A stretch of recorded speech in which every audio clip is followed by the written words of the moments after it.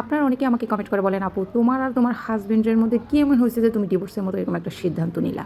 অনেকে আবার বলতেছে, আপু ভালো লাগতেছে না, তোমাদের এত সুন্দর একটা হ্যাপি ফ্যামিলি, সবসময় তুমি ভালো ছিলা, হঠাৎ করে কী হয়ে গেল?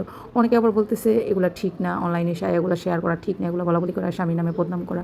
তো যাই হোক, অনেকে অনেক কমেন্ট করো, যারা ভালো তারা সবসময় আমার ভালো চাও। দেখো, আমিও জানি ডিভোর্স একটা খারাপ জিনিস, ডিভোর্স কিন্তু মানুষ এমনি এমনি নেয় না। দেখো, যারা 6 মাস, 1 বছর, 2 বছরের মধ্যে যাদের ডিভোর্স হয়ে যায়, তাদের বিষয়টা হচ্ছে অন্যরকম। আর আমার তো বিয়ে হয়েছে 8 বছর চলতেছে, তো আমার বিষয়টা হচ্ছে অন্যরকম। এখানে অনেক কিছু বোঝাপড়ার আছে, অনেক কিছু জানার আছে। তো সব কিছু মিলিয়ে কিন্তু আমি এই সিদ্ধান্তটা নিয়েছি।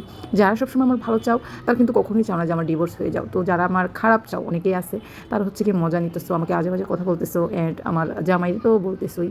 তো তার কেউ কিছু বলতেছে না, বেশি আমারই বলতেছো। যাই হোক, অনেকে বলতেছে আমি নাকি ঢং করি, অভিনয় করি, ভিউ পাওয়ার জন্য এগুলো বলতেছি, ভাইরাল হওয়ার জন্য। তো যাই হোক, আমি এগুলো আর বলতেছি না। শোনেন, যারা বলেন ভাইরাল হওয়ার জন্য বলতেছি, ভাইরাল কিন্তু অনেক রকমভাবে হওয়া যায়। এরকম পার্সোনাল বিষয়গুলো নিয়ে ভাইরাল হওয়ার মতো কিছুই নেই আমার।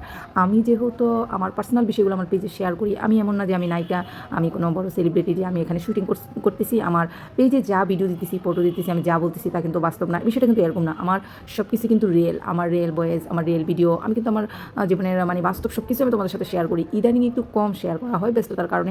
যাই হোক, অনেকে আমার বলে কি, বাচ্চা হওয়ার আগে মনে ছিল না যে ডিভোর্সের কথাগুলো এখন কেন বলতেছে? আচ্ছা, এই কথাটা বলি। বাচ্চা হওয়ার পর যে ডিভোর্স হয়ে যাবে, এটা কি কেউ ভাবতো? বাচ্চা হওয়ার পরও একটা মানুষ পরিবর্তন হবে না, এটা কি কেউ জানতো? কেউ কি জানে কার জীবনে কখন কী হবে? একটা মানুষ মানে একটা মানুষের সমস্যা থাকতেই পারে, একটা মানুষের চরিত্রের সমস্যা থাকতে পারে, একটা মানুষের মানে মানসিক সমস্যা থাকতে পারে, একটা মানুষের আছে না কথাবার্তা, মানে একটা মানুষের সমস্যা থাকতেই পারে। এটা যে সব সময় থাকবে বিষয়টা কিন্তু এরকম না। কোনো একটা সময় পরিবর্তন হবে, এই আশায় মানুষ থাকে। বিশ্বাস করেন, আমিও এরকম আশায় ছিলাম যে সে কোনো একদিন পরিবর্তন হবে, সে আমাকে বুঝবে, আমার একটা কথার গুরুত্ব দিবে, আমাকে সম্মান করবে, শ্রদ্ধা করবে। আমি তার স্ত্রী, আমি কি তার কাছ থেকে কোনো সম্মান পাই না?